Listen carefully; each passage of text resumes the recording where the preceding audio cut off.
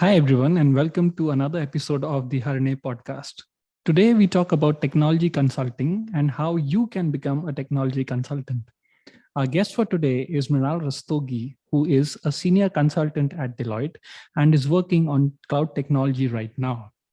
Mrinal shares valuable insights from his experience and gives us important tips on how to apply for this job. Before we begin, I would like to take a moment to request you to subscribe to the channel, press the like button, and give us your feedback in the comment section.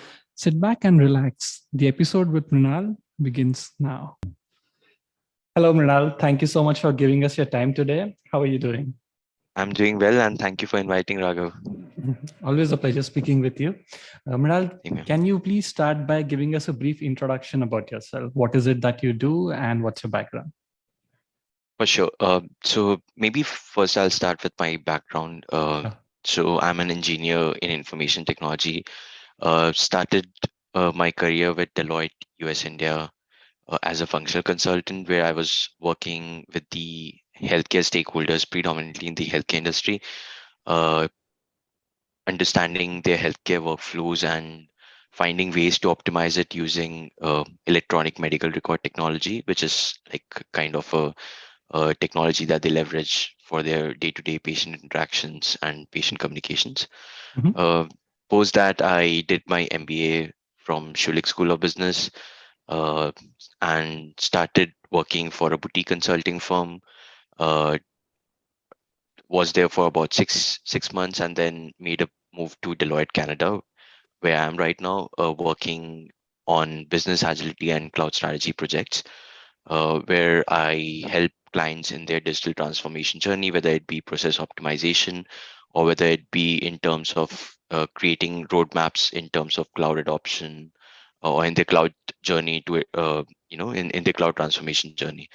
In a nutshell, that's my background. Apart from work, I love to travel. I love meeting new people, and yeah, I think that's about me. Thank you so much for that. And you have a pretty interesting background. Like you were a consultant earlier, and post your MBA, you decided to pursue consulting again, that too with the same company. So, what can you please explain to our listeners? What is it exactly that consultants do?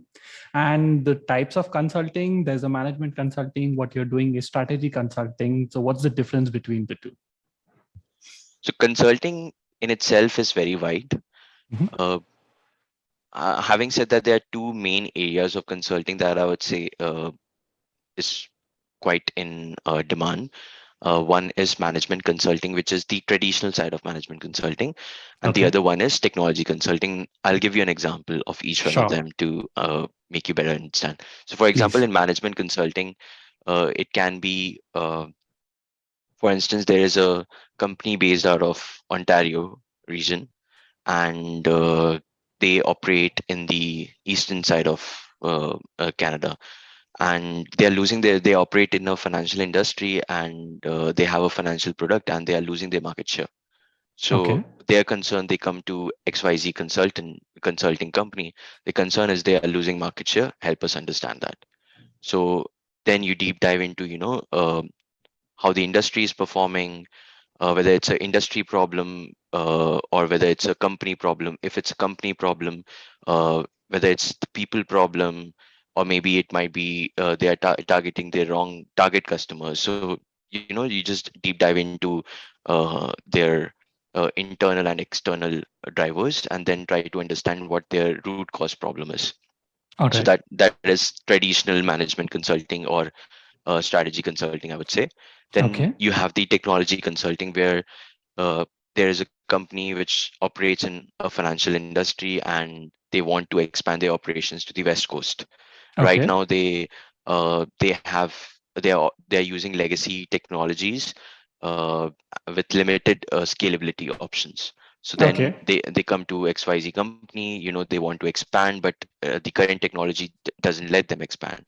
So Mhm. please help. Then in technology consulting, you can provide them with kind of like what technologies to go ahead with. Some technology consulting companies also provide implementation solutions as well. So more from a Okay. technology perspective, how would you solve that particular problem? So I think that's the difference. So management consulting is more about identifying what is the root cause problem, Okay. providing some tactical recommendations, but not actually uh, implementing the recommendations. Technology consulting is more catered towards, what technology solutions can be offered to, provided the solution. Okay. And technology consultant also has a part of implementation, which management consulting usually does not. Yeah, management consultants, they do not implement. Mhm. uh, they might say, you need to make your processes more agile, or Okay. this is the operating model that you should uh, take forward with, or you should go ahead with. Then they come to technology consultant, like, this is the model that we need to go forward with.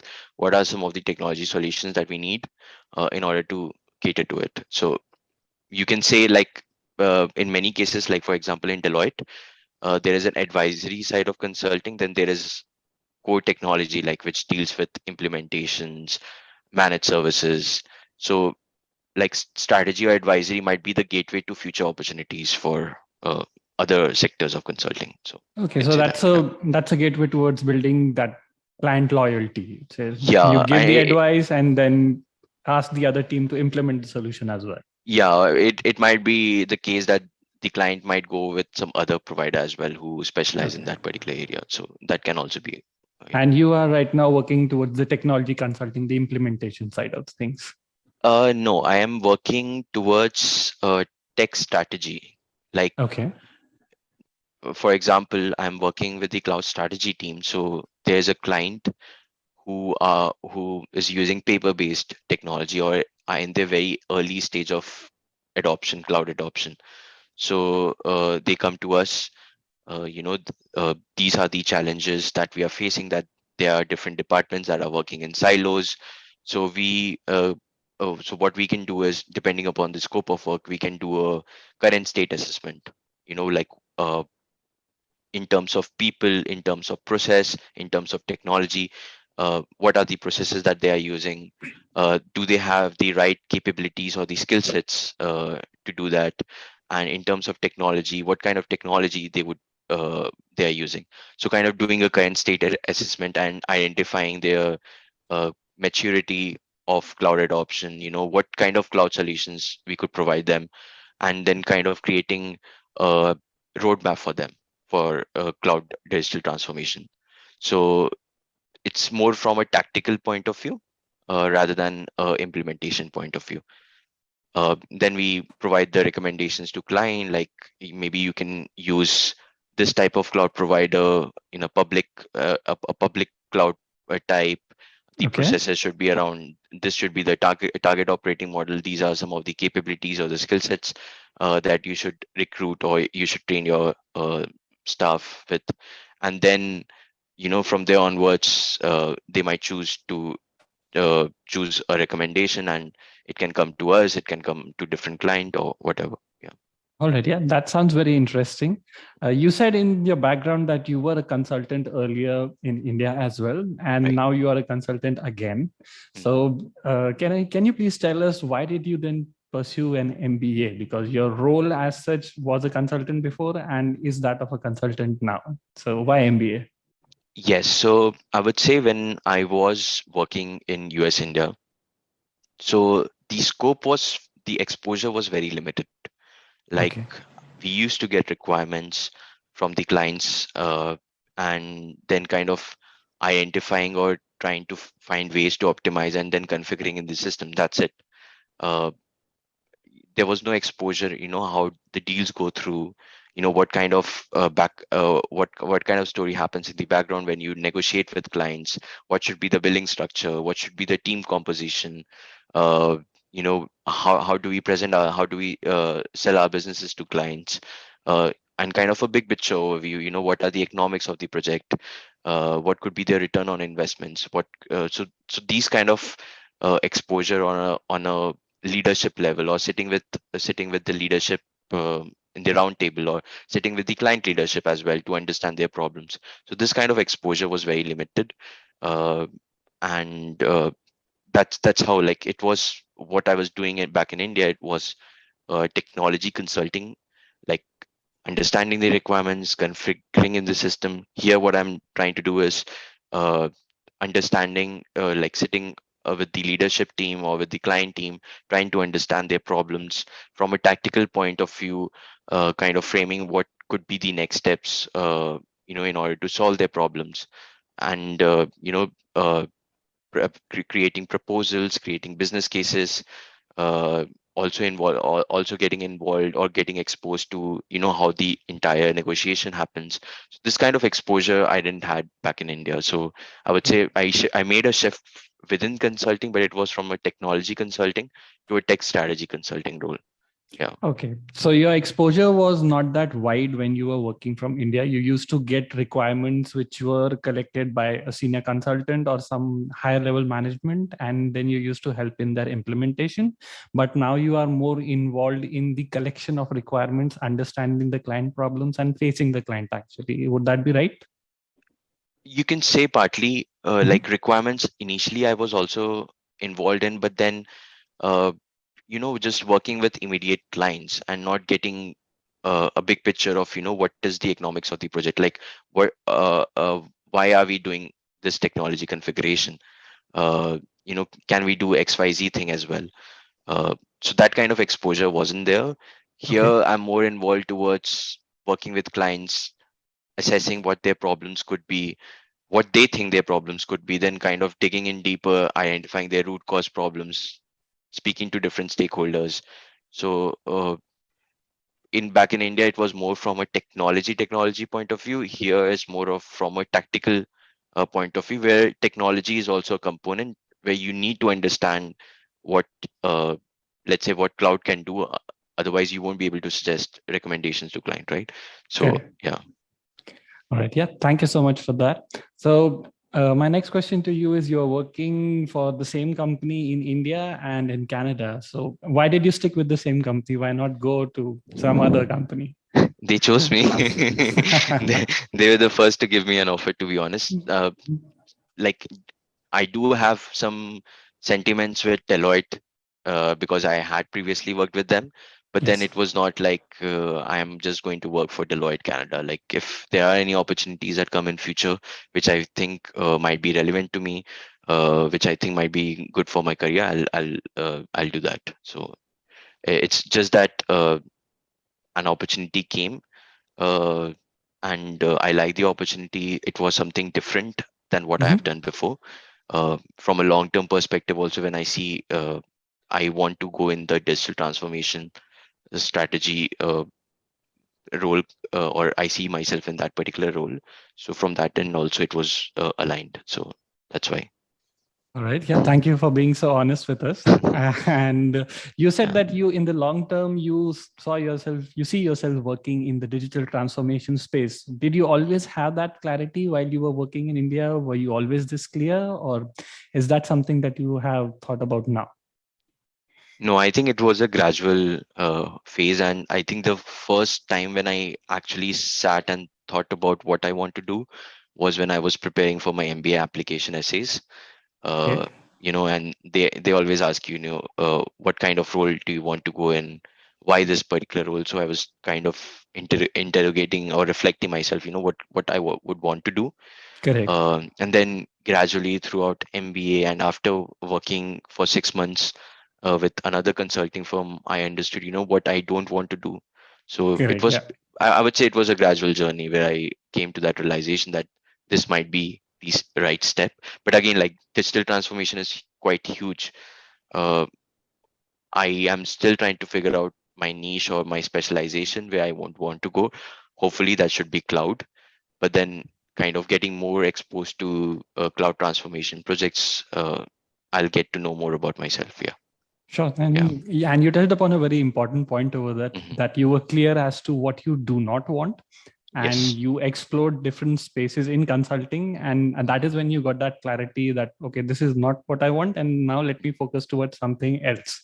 Right. So that is a good way of getting a clarity of where you want to go in the long term.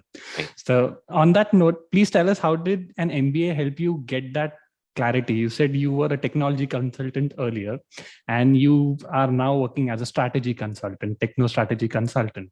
So, how has MBA helped you in that journey? What skills did you acquire during your MBA which helped you to make that transition?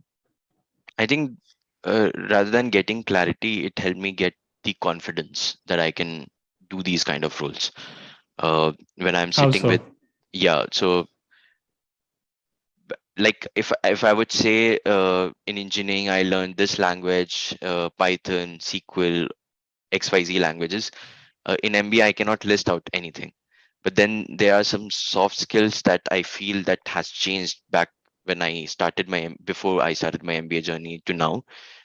Kind of understanding or thinking from a business angle. Why do they want to do it at the first place? What could be the economics of the project? What's in it for us? Uh, is there a way we could cross sell other opportunities? So things like that, like from a business point of view, getting exposed to different business cases or working with different kind of personalities within the team as well. So I would say MBA helped me build that confidence, uh, and in terms of presenting your thoughts clearly, in kind of structuring your communications. So these are some of the soft skills uh, that I would say really helped me land in a role where I am right now. So thank you so much. And could you expand on some of the activities, like you said, working with different personalities Mhm. and doing some group work? Could you like drill down a little bit on that? What specifically was it which helped you gain those soft skills so that our listeners can do that as well? Right. So I remember when I started my MBA journey, I didn't know how to use PowerPoint. I wasn't exposed to it. Hmm? And then throughout, I was doing business cases or projects, group projects with different people, different teams. So kind of uh, structure. How do you like you have some thoughts in your mind, and how do you put that on a paper? Right? Like kind Correct. of whether it's be external analysis, internal analysis, then kind of drilling down to the root cause, uh, the entire storyboarding, or what should be the structure of the communication that you would want to go. So I think throughout different business cases that I was exposed to, that helped me doing that. Apart from that, when I say working with different team members, every team member is different. So, uh, i- in fact, in corporate environment as well, you would be working with teams. Correct. So that helped me, working with different kind of people. Uh, some might have strong opinions. Some you need to push. So working through that, navigating through different scenarios, so I would say that prepared me for the role that I am in right now, where I might encounter a scenario where my client might be difficult, or I would have to have a difficult conversation with my maybe maybe my team member or my client. So I think those scenarios or exposure to those scenario based situations, I would say, help me build my confidence where I am right Yeah. now. Yeah, I agree with you. The MBA does teach you how to be articulate, to Yeah. put your thoughts down on a paper Right. and to Right. present it, because everyone might have a solution, but it's how you present your solution to the client that matters a lot, Right. especially in consulting. Right. And you are exposed to different kinds of people, which help you gain that maturity, so that you, Hmm. when you face that scenario in the future with a client, Hmm. it helps you, because in your MBA you are able to make some mistakes and learn from them. Right. But in Exactly. when you're facing a client, you do not have that opportunity of Hmm. making a mistake that costs you dearly. Right. Right. So yeah, that's a great answer, thank you. One thing which I would like to highlight over here is that you were also the GBC president of Schulich India. So did that help you? How did that come about? Did it help you getting a job? Were the recruiters impressed by it? What's the story behind that? I don't think it played a role in me getting a job, to be Okay. honest. Mhm. Um, it was from my personal perspective, where I thought that uh, I might, I was in my comfort zone before that, in my safe space where I don't have to face people, or I'm not answerable to anyone. So I think uh, that role put me in difficult situations. Uh, again, working with people, working with different scenarios. So I think it helped me build my confidence. So from a personal perspective, I think it was important for me to get out of my comfort zone, to be in those situations where I was not there before.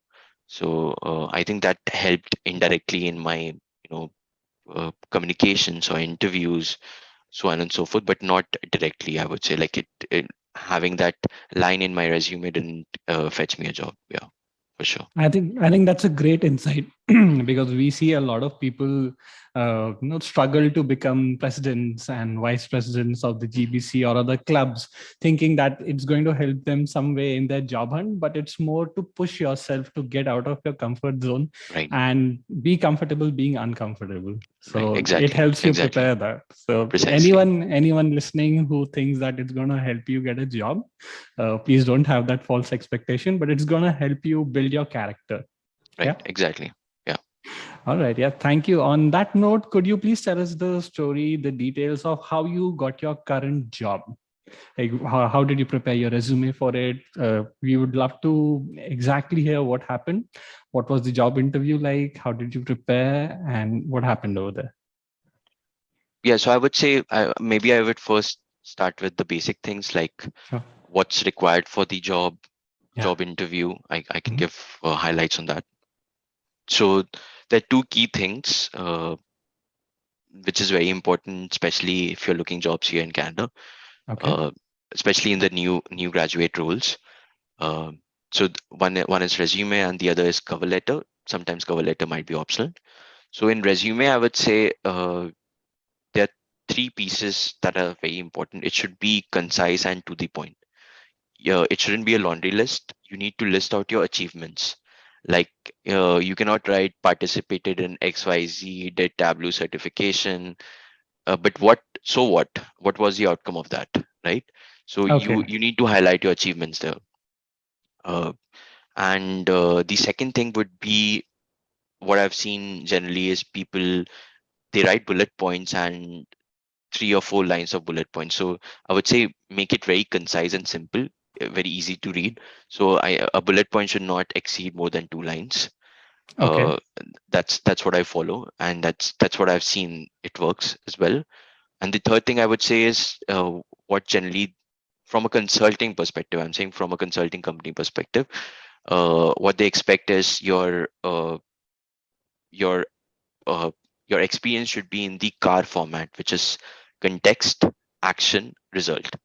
For Okay. instance, uh, worked with a healthcare stakeholder. Uh, you're providing some background context, then in action you are going to talk about, stakeholder analysis, doing depth interviews, doing discovery sessions, in understanding their workflows, and then in the result section you're saying, which help them reduce their turnaround time in their, medication prescription journey by around this particular person. You are putting a quantifiable number as well there. So Correct. kind of context, giving some background about what the project was or what kind of work you were involved in, what you did in terms of action, whether it be interviewing, whether it be requirement gathering, or translating those business requirements into technical requirements, whatever you did, and Mhm. then kind of what was the outcome of that action. Okay. So it doesn't have to be a quantifiable outcome, but it's always good to have, if you can quantify it, would be always great. Yeah. Okay. And on that note, if it is not quantifiable, what is the best way to put it in your resume? Could you give us any tips on that, please? Like many a cases, you are just providing them recommendations. Like, Correct. so they might not realize the benefits until and unless they have implemented it. So what I see is, if you cannot quantify, it can be qualitative as well, but it Okay. should be a mixture. Like if there are 6 or 7 bullet points, then there should be some projects where you have realized some outcomes as well. So some might be quantifiable, some might be, in terms of very subjective. So I would say it should be a mix of both.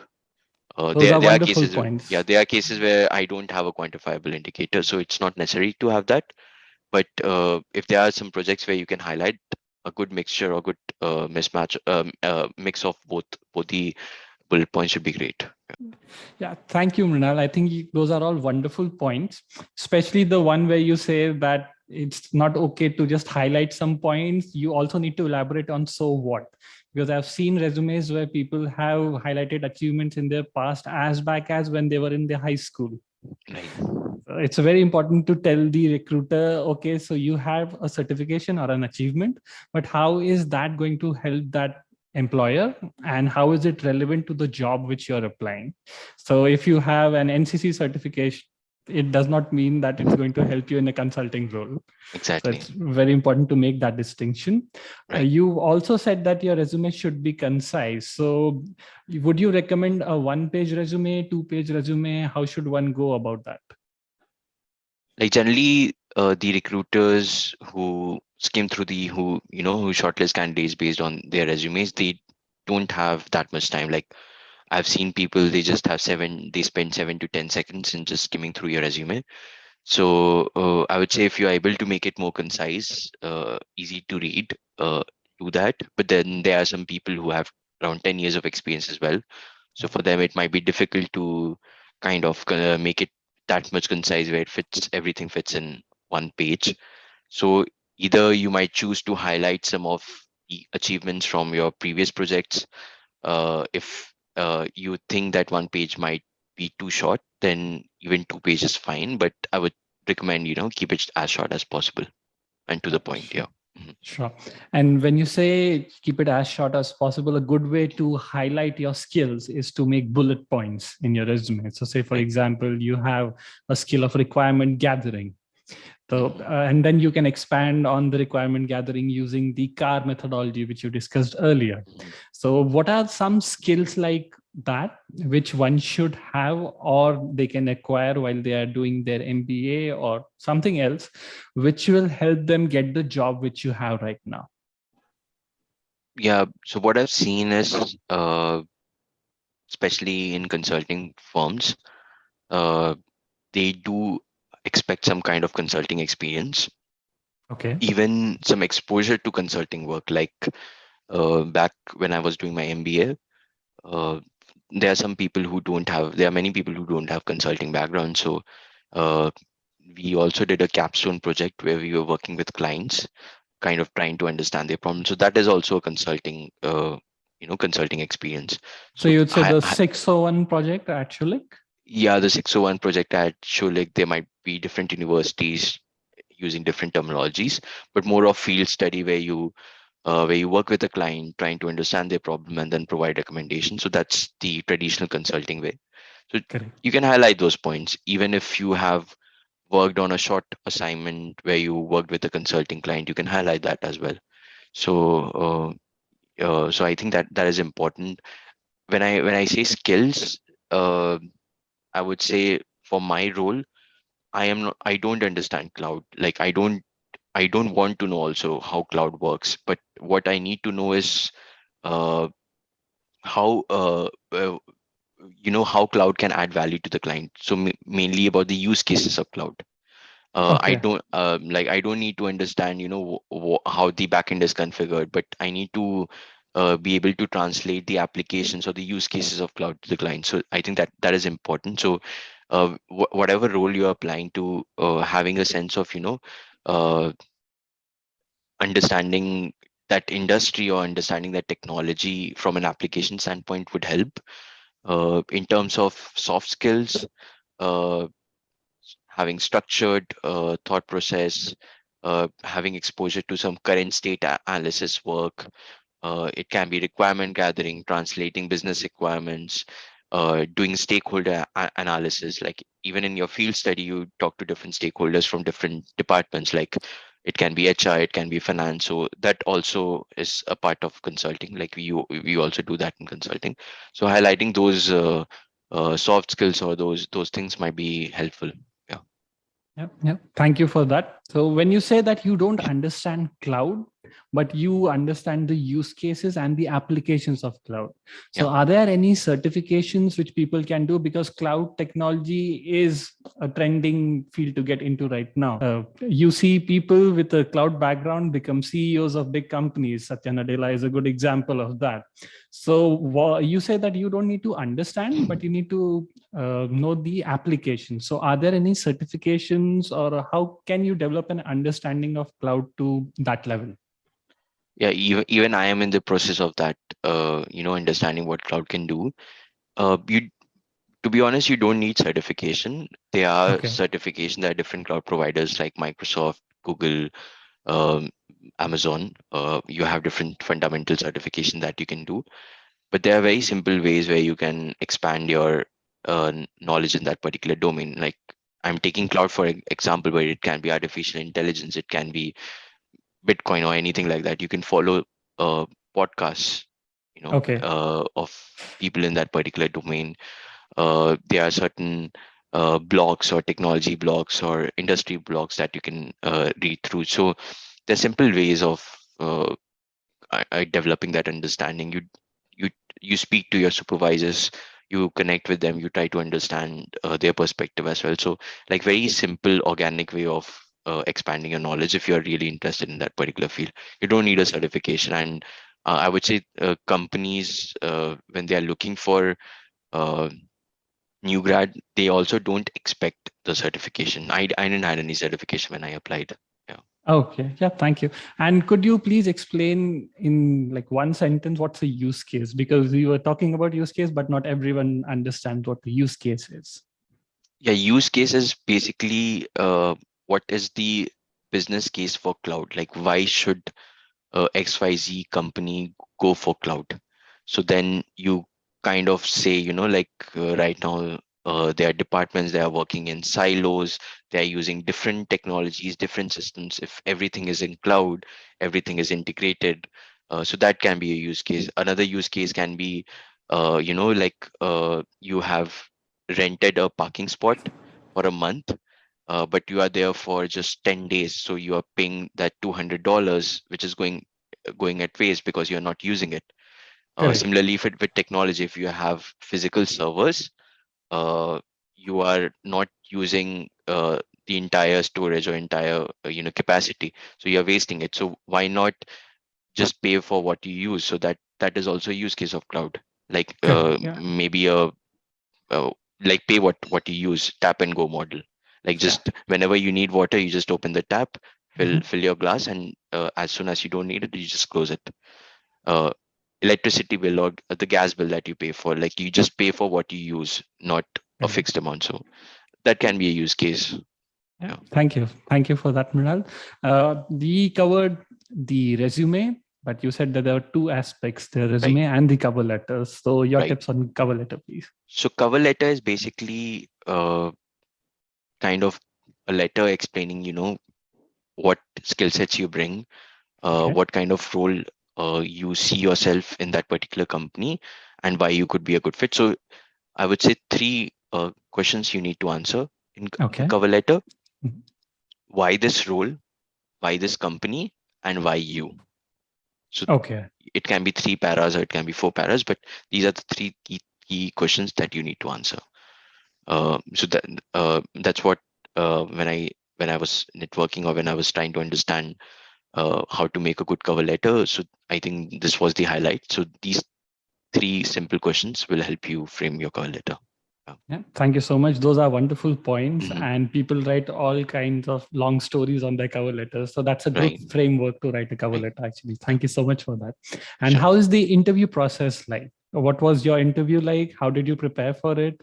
How did you network for the role? Could you please explain? Yeah. So maybe I'll start with the preparation first. Sure. So I'm talking specifically about consulting, or management consulting or tech strategy consulting roles. Correct. So I think one of the essential component of any consulting interview is the case interview.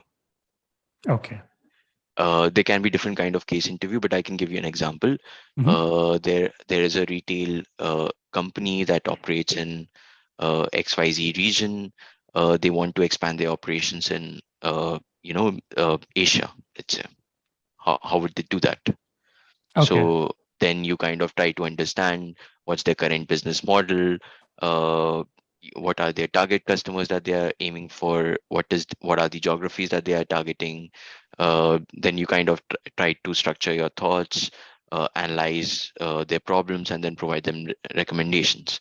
So Okay. that can be a typical management style consulting case interview. The other could be, especially for my role, which I was applying for, was more towards, there's a financial company. They have different departments, but they are working in silos. They have different technologies, uh, and they are losing market share as well. Okay. Since there's very repetitive work that's going on, there's very less collaboration. So, what I did was I structured my thought into three buckets: people, process, and technology.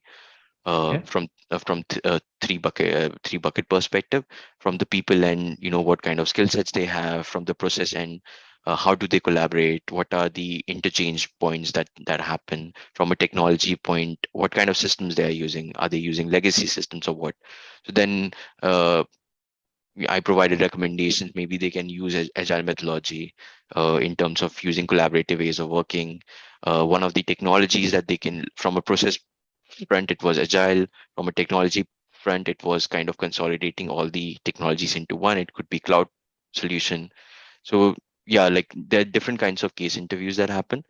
So I would say a good resource to get yourself exposed to case interview, if someone who's new to it, would be, you can always search in Google as well, but for me it was Victor Cheng. Okay. Uh, so he's an ex McKinsey consultant who has also written a book called Case Interview Secrets. Yeah. And he has a YouTube channel where there are around 8 videos talking about case interview, like the foundation, the fundamentals of it.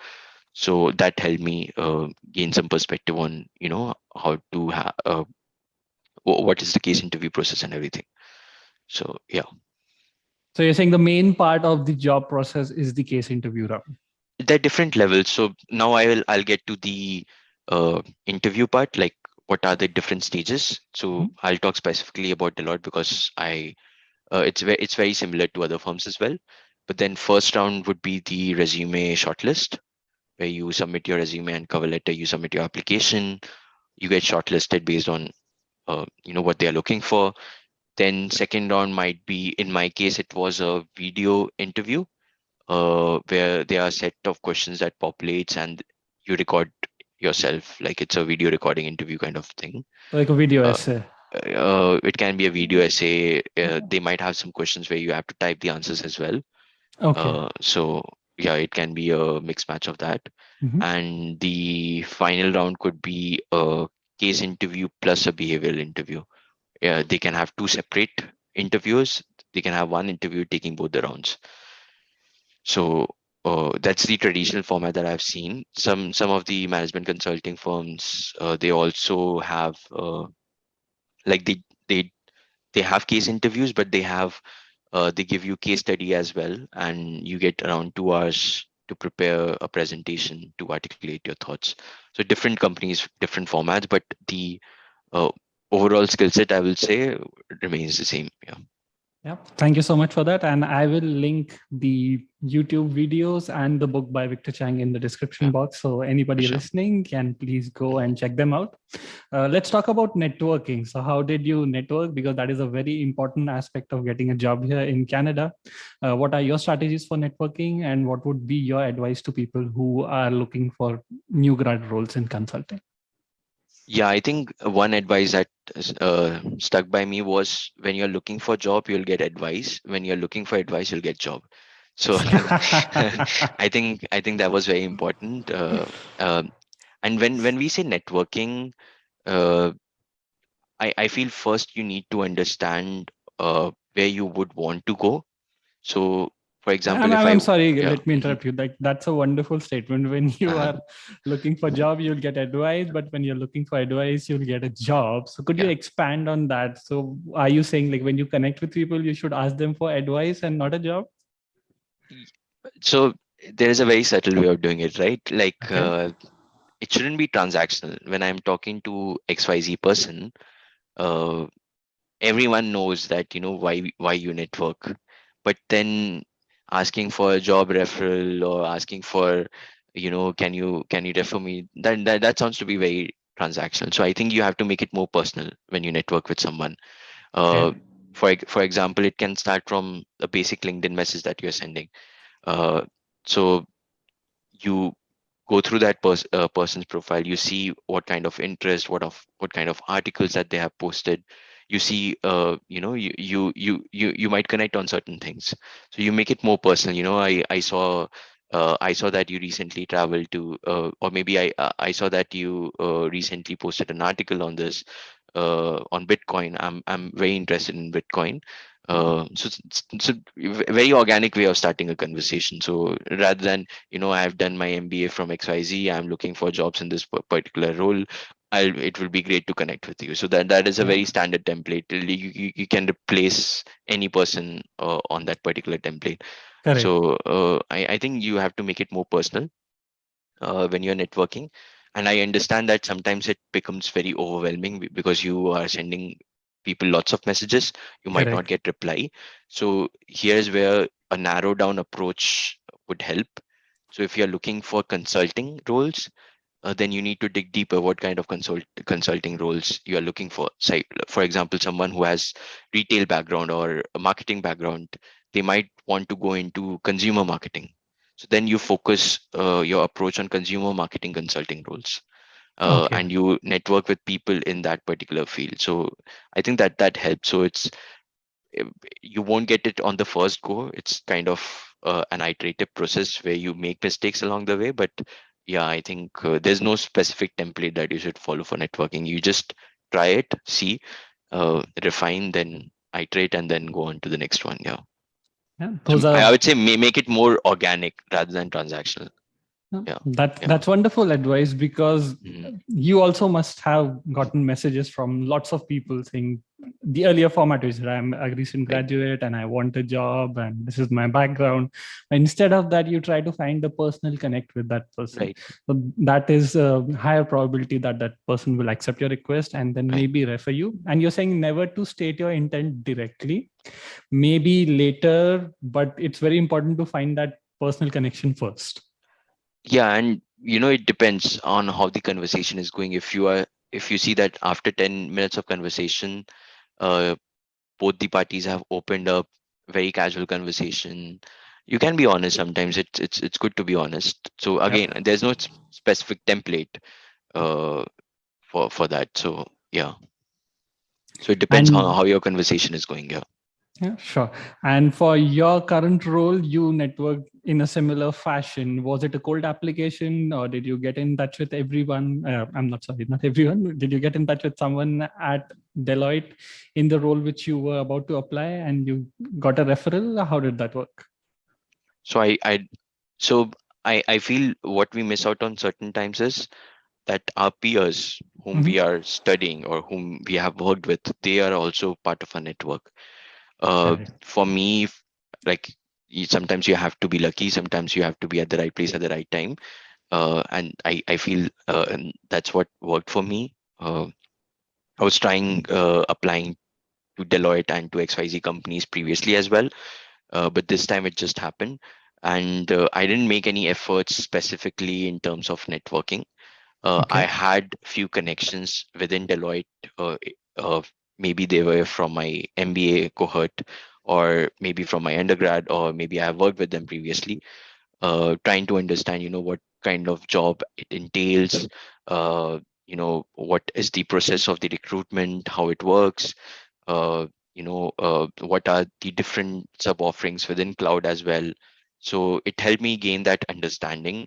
So my resume was always shortlisted, but then going through the video rounds, I was able to give it a personal touch to my answers as well.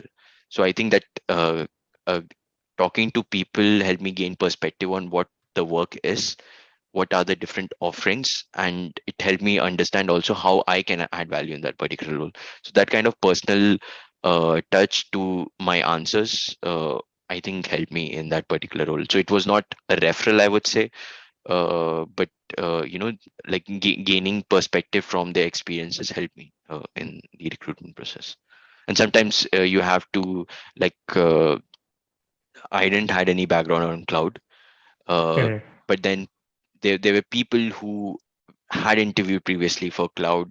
They weren't selected, but then they shared, what they could have done better. So gaining that understanding also helped me, in getting a job. So And that's very yeah, insightful, because when people think of networking, usually the idea is you reach out to a stranger on LinkedIn, but it's yeah, very important to keep in mind that your peer network is also very important. yeah, So build those relationships while you were at college, have good right, relationships with your former colleagues. You never know right, when can help come, in which form, in exactly, which person might help you. So that's a very exactly. important advice. Thank you so much for Mhm, that. Mrinal, you also have a PMP mhm. certification. So how did that help you? Why did you pursue it? Please tell us about that. Yeah, so I think when I joined my MBA, there was certain, like, uh, lag time, I would say, when I was making a transition. There were four months of summer break, you can say. So I thought maybe I'll give it a try. Uh, what I see is, in even in consulting, there are project management uh, efforts that everyone is required to do, like in terms Correct. of scoping, requirements gathering, in terms of estimation, in terms of billing. So these are some of the important skill sets, whether you be in a technology company or whether you be in a civil industry or whatever, you would require those kind of skill sets. So I thought that maybe going through the PMP certification might, help me in certain ways. And I didn't find it very different from what I was already doing or what I was already studying in MBA. But that kind of credential help you, gain certain kind of credibility in the network, I would say. It didn't help me in getting my job that I'm in right now, but I've seen people who, let's say, if they are specifically applying for project management roles, here in especially in Canada, they expect you to have a PMP certification. Okay, so for Yeah. you're saying for consulting, it's a nice to have, but it's not Yes. a mandatory thing. Yeah. Yeah. Yeah. Yeah. All right. Yeah. Thank you so much. And you've touched upon this earlier, but I want you to expand on, let's think from the perspective of somebody who has no consulting experience. Like you Mhm. have experience as a consultant in India as well, but somebody who has no consulting experience and is making that transition, what can they do in order to shift that career, switch careers? Sorry. Yeah. Yeah. I think that different parts of the answers. Mhm. Uh, Maybe sometimes they can apply for entry level jobs, Okay. uh, where they don't expect to have that much of consulting experience. Some people, let's say, if there's a person who is working, who has retail industry experience. They have worked with retail clients, or maybe they were part of the retail chain, like Loblaws or anything like that. So they bring that kind of industry experience as well, which might be helpful in consulting, where Right. I have the structure, I have the technology knowledge, but I don't have industry knowledge. So maybe that person who comes with a lot of industry experience, he or she can add value. So that can also help. And if you are in a university, or if you are studying and you don't have any consulting experience, you can gain consulting experience while studying as well, like doing your capstone projects, participating in case competitions, doing different business cases. So those kind of things might also help. So again, like, if you really want to go into consulting, you'll find a way, either by having that industry knowledge or getting exposure to some consulting work. And there are some skills that are very transferable, right? Like communication, stakeholder analysis. So maybe Yeah. in your previous company, you weren't exactly in consulting, but you were talking to different stakeholders, you were selling their businesses. So these are some of the skills that you need as a consultant, right? Correct. So Yeah. yeah. Yeah. That's right. Because a lot of people say if somebody has experience working as a project manager in the healthcare domain, Hmm. but not exactly consulting experience, so they can leverage that knowledge they have of the healthcare domain in order to apply for a role as a healthcare consultant. Right. Yeah. Exactly. Yeah. So that's right. And of course, you can apply for entry level jobs. My next question to you is, say somebody is not clear as to whether they would like to go into consulting for sure, but is trying to figure out whether this will be right for that person or not. So what are the best ways for that person to find out whether this is a right field for them? I think what I've realized is by uh, uh, ge- again, like I mentioned earlier that uh, as soon as I graduated, I was working for a firm. I was working on a technology consulting assignment itself, but I realized that this is not the fit for me. But I came to that realization after working for them. So Yeah. getting exposed to the work is the best way to know whether you want to do it or not. So I think, So yeah, internships. it can be internships, it can be small consulting assignments, it can be small projects as well, you know, to understand whether you like it or not. So yeah. Yeah, thank you. That's actually a good way Mhm. to actually do the work and Yeah. then find out whether you like it or not. So that's a Yeah. good way to get the clarity. At And least it helped me build my clarity, but it can work in different ways for different people. Yeah. so we're heading towards the last section of this podcast. So my final question to you, Mrinal, is that I've seen that people with US experience, US work experience, and people who have graduated from US universities, that experience is recognized, at least in India, right? I'm Mhm. not sure about the other countries, but that is recognized and that is valuable. But if you want to go back to India after a few years, how is the status of Canadian work experience and your graduation from a Canadian university? Do you have any idea about that? Yeah, to be honest, I haven't really explored that option yet. Um, it's still at the back of my mind. Maybe if I want to go to back in India, I feel getting a job won't be difficult, but getting that level of job, uh, yeah, is the question. You know, whether it will do justice to your education or to your Canadian experience here.